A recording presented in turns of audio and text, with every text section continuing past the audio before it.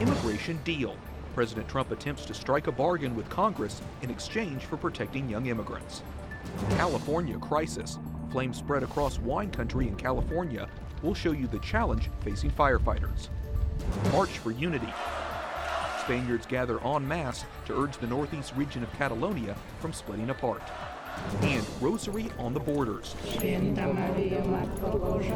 We'll take you to Poland and tell you what Catholics there are asking the Virgin Mary on EWTN News Nightly for Monday, October 9th, 2017.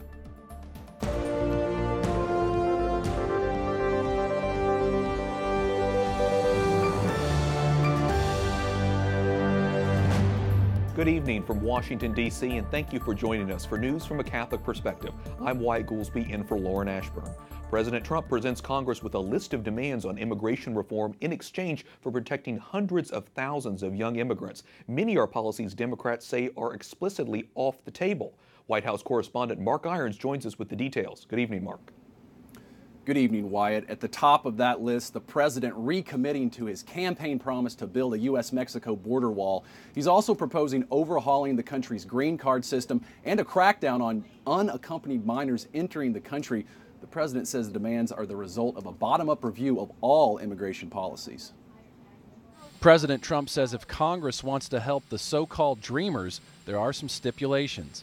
Late Sunday night, the White House released a list highlighting more than a dozen immigration policy priorities, including a call for lawmakers to fund and complete the southern border wall, limit family-based green cards to spouses and minor children of U.S. citizens and permanent residents, and make it easier to deport gang members and unaccompanied children. In a letter to leaders on Capitol Hill, the president says, without these reforms, illegal immigration and chain migration, which severely and unfairly burdens American workers and taxpayers, will continue without end.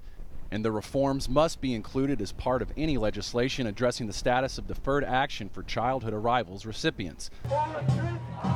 That program, known as DACA, grants young, undocumented immigrants, known as dreamers, deferred action from deportation.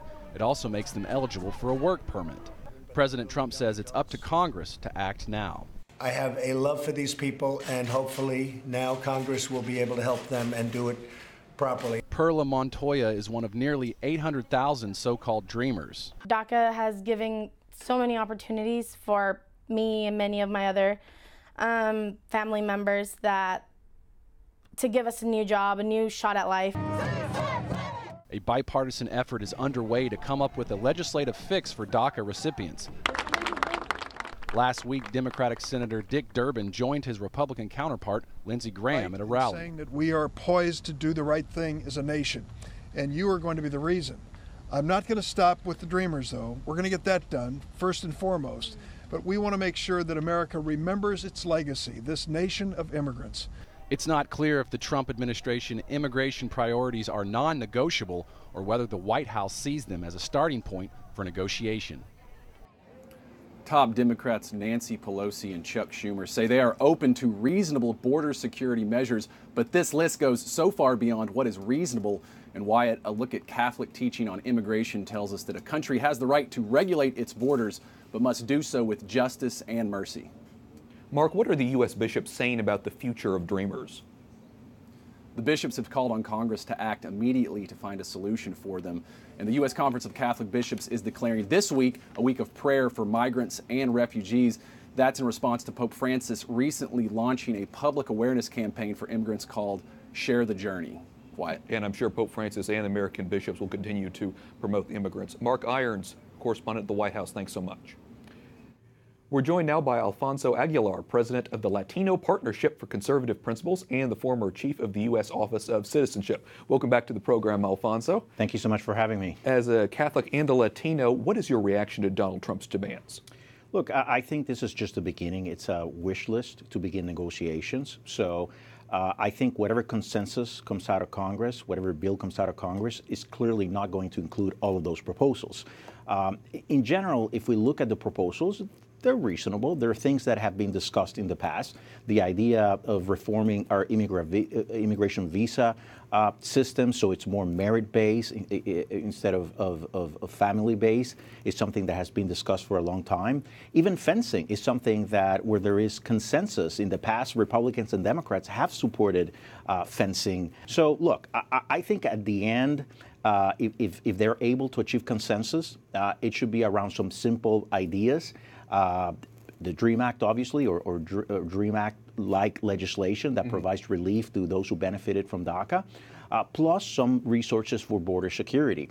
Clearly, the more ingredients you include, or the more elements you include in a bill, the more difficult it's going to be to pass it through Congress. Now, you said when you're talking about all this, you're talking about potentially passing protection for dreamers, as well as exchange possibly for other kind of policies. Right. So do you think this is a reflection of what President Trump himself really wants, or is he getting advice from other advisors? I don't think so. I mean, the person that advised him on immigration is Stephen Miller, who used to be an advisor to Jeff Sessions when he was in the Senate. And I think this reflects Stephen Miller's views, who tend to be restrictionist, not very supportive of immigration. But I think Donald Trump has made it very clear that he wants a victory. He wants to get a bill that includes legislation that provides relief to dreamers and also resources for border security. One other issue I want to ask you really quickly about, Alfonso, is the issue of green cards, because the Trump administration has been talking about potentially overhauling the program right now. They want to obviously allow spouses and minor children to use that system, but they want to try to end this thing called chain migration. Right. You have extended family coming in. I guess my question to you is, as a Catholic, how do you view that system in terms of the potential of dividing families? I think it's reasonable. I think what they're saying is you should be able to petition your immediate family, but not your extended family. Right now, under our current system, you can even petition brothers or sisters, and that leads to chain migration. So that's a valid point. Limit family reunification to immediate family, not extended family, but make it more merit-based. So we bring in people who have skills that our economy needs. So many big issues here to sort through. Alfonso Aguilar, with the president for the Latino Partnership for Conservative Principles. Thanks so much for sorting through it with us. Thank you. President Trump and Republican Senator Bob Corker engaged in a public feud with a series of back-and-forth tweets. Corker wrote, "It's a shame the White House has become an adult daycare center. Someone obviously missed their shift this morning." Trump earlier used Twitter to blame the Tennessee senator for the Iran nuclear deal and said he didn't have the guts to run for re-election, among other things. Vice President Mike Pence says he doesn't think it's too much to ask NFL players to respect the flag and our national anthem.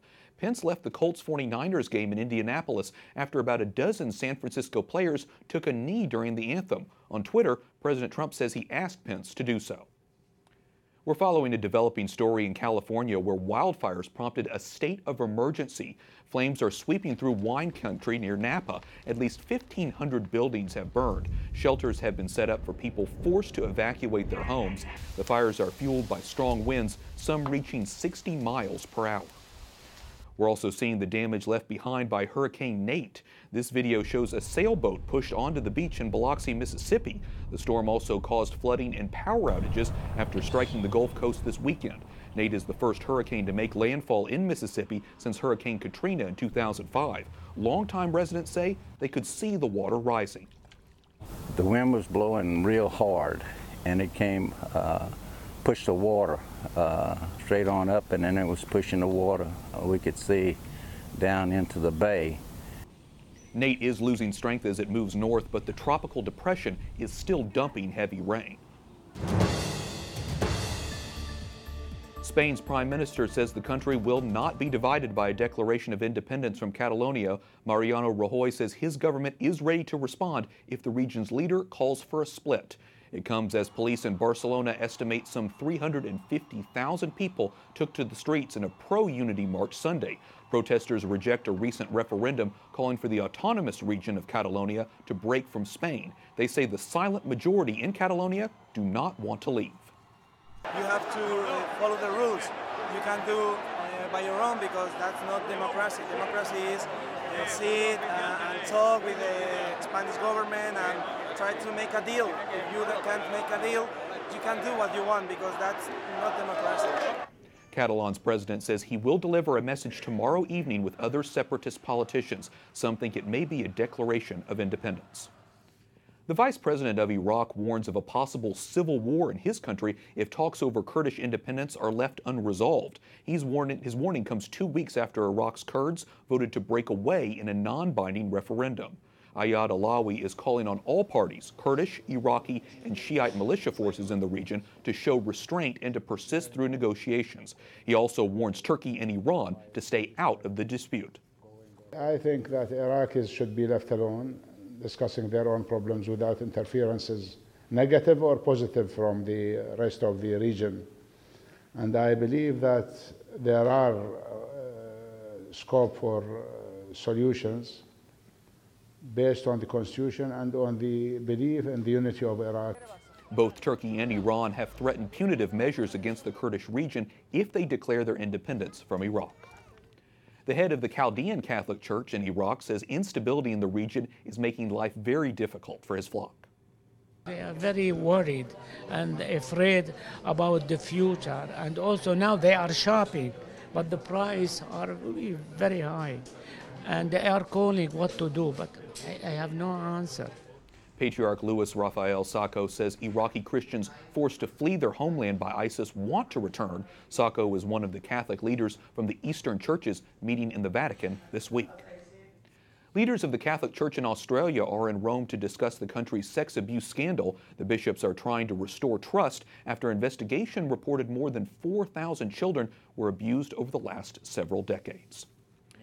The rector of a diocesan seminary in Rome run by the Legion of Christ is leaving the priesthood after admitting he fathered 2 children. Oscar Turion says he fell in love with a woman a few years ago during a time of turmoil. The Vatican took over the religious order in 2010 after revelations that its late founder sexually abused seminarians and fathered at least 3 children with 2 women.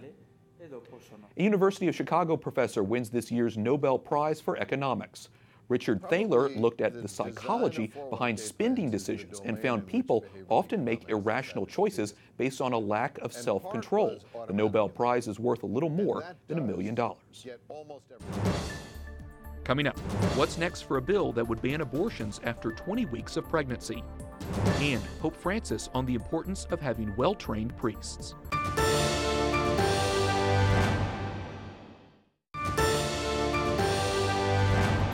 Welcome back. I'm Wyatt Goolsby in for Lauren Ashburn. Pro-life leaders are praising a bill that would ban most abortions after 20 weeks of pregnancy. It was passed by the House earlier this month and is now in the Senate.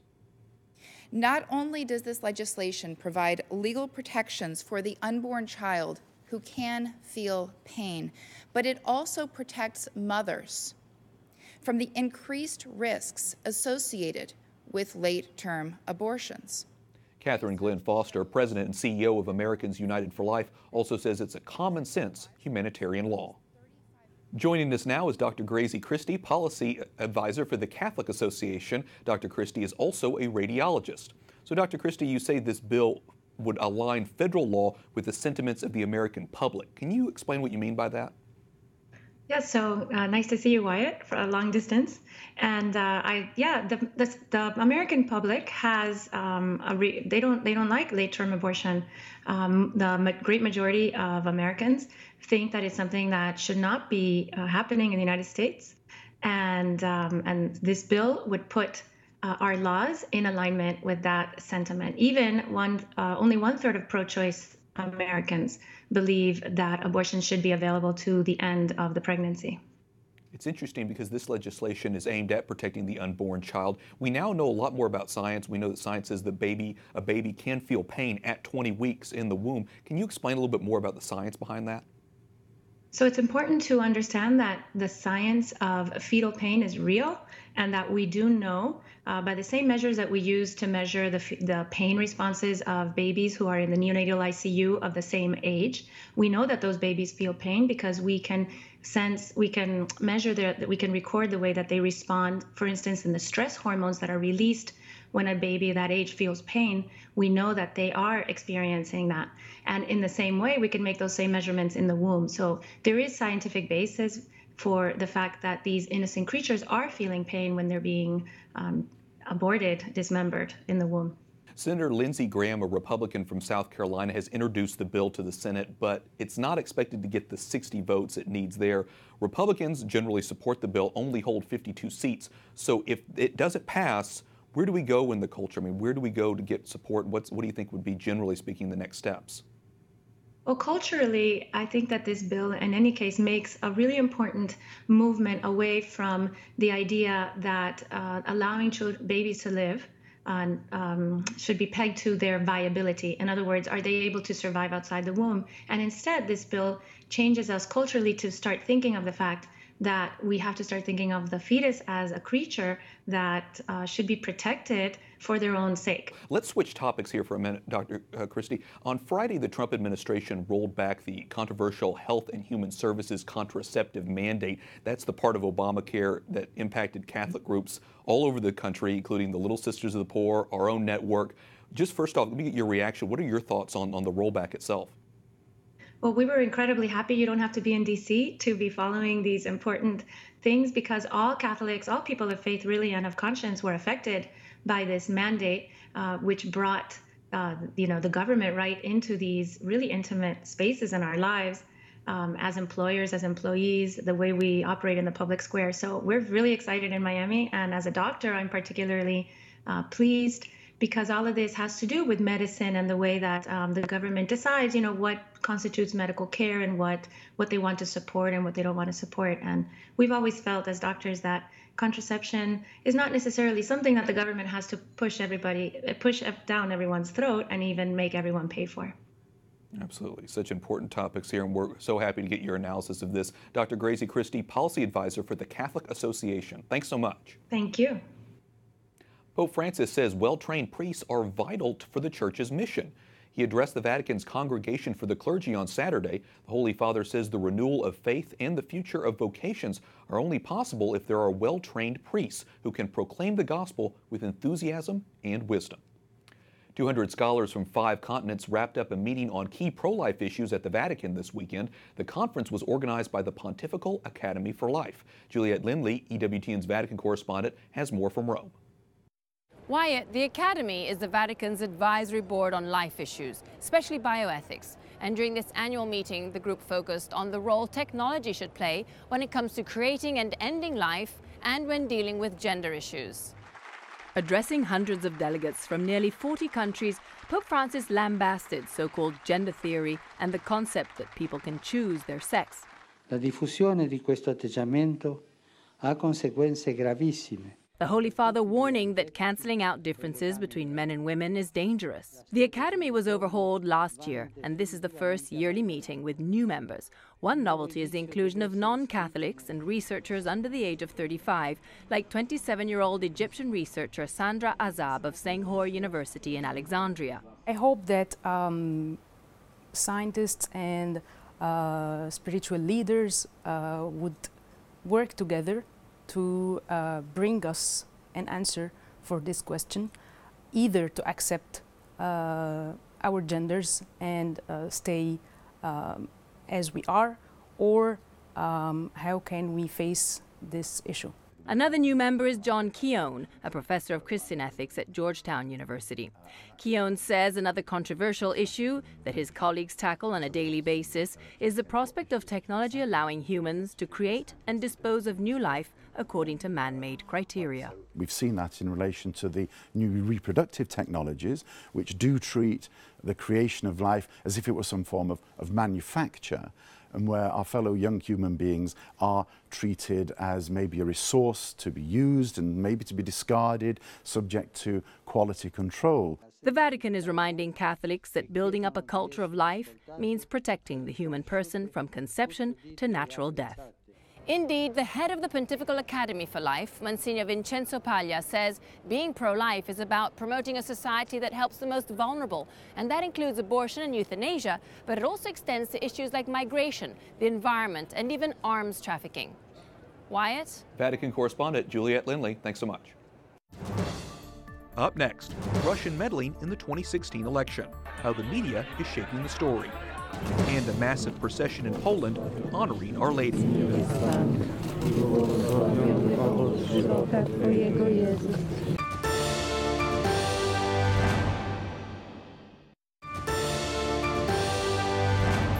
Welcome back. I'm Wyatt Goolsby in for Lauren Ashburn. Victims of Hurricane Maria are still waiting for help in Puerto Rico 2 long weeks after it devastated the island. Millions of people in the U.S. territory are still living without electricity, water, and other basic necessities. The day starts early if you want to get basic goods in Arecibo. More than 2 weeks after Hurricane Maria hit, life here comprises of waiting in line for one service or another. By 8 a.m., the line for ice is more than 2 blocks long. Kelly Lopez came to get some extra bags for her bedridden epileptic sister. She's already been turned away once because her sister wasn't with her. Today, she's back to try again. It's very difficult for everyone here in Puerto Rico. And then the doors finally open. A local plant official says prices have gone up because the cost for plastic and diesel have increased. She says the government is not helping to subsidize the cost. At the regional hospital in Arecibo, rumors spread of people dying in horrible conditions. Today, the hospital is back on normal power ahead of schedule. Those critical patients being housed outside in a temporary ward are now being moved back inside. A hospital official says there haven't been any storm-related deaths. Mark Thorpe is the commander of a federal disaster relief team assisting the hospital. When we have these in the continental United States, we can get help there quicker. The challenge here is getting everything here. Thorpe knows there are rumors about a lack of urgency in the relief efforts, and it's taken a toll on him. When the hurricane came over, we were here. I know it's hard, man. In Arecibo, people say they are living each day as if it's the first day of the storm, desperate for help, but now some are losing hope. Artists from around the world hold a free concert in Mexico City to raise money for earthquake relief.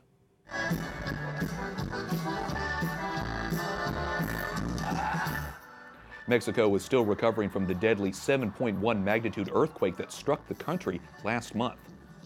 And finally tonight, Polish Catholics hold rosaries and pray together along the country's border, appealing to the Virgin Mary and God for salvation for Poland and the world.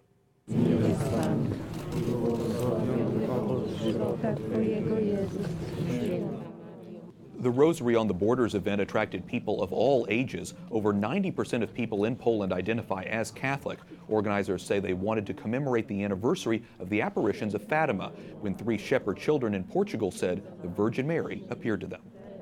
And a good reminder for all of us how important it is to pray the Rosary. We thank you for watching tonight. For the entire EWTN News Nightly team, I'm Wyatt Goolsby. We'll be back here tomorrow with more news from a Catholic perspective. Good night, and God bless.